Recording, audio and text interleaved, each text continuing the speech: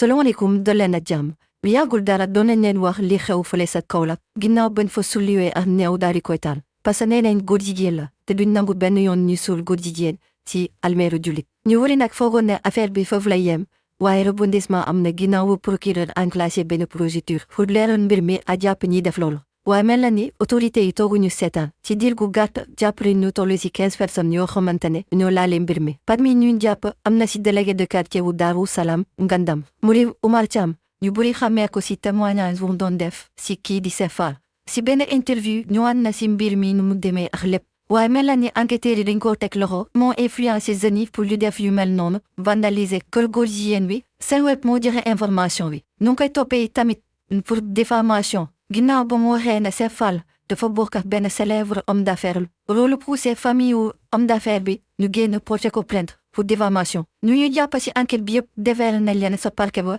te suñ leen condamné ci mbir bi mën nañ leen dóor ay lourdes peines affaire bi nag yëkkati ay questions yu bari par rapport à situation di nekk Sénégal ndax nit war na mën a fajal boppam voilà nag lii lañ leen indi woon j'espère que vidéo bi intéressé na leen ñoo ngi leen di ñaan ngeen abonné wu partager vidéo yi kon ñu waxante ba beneen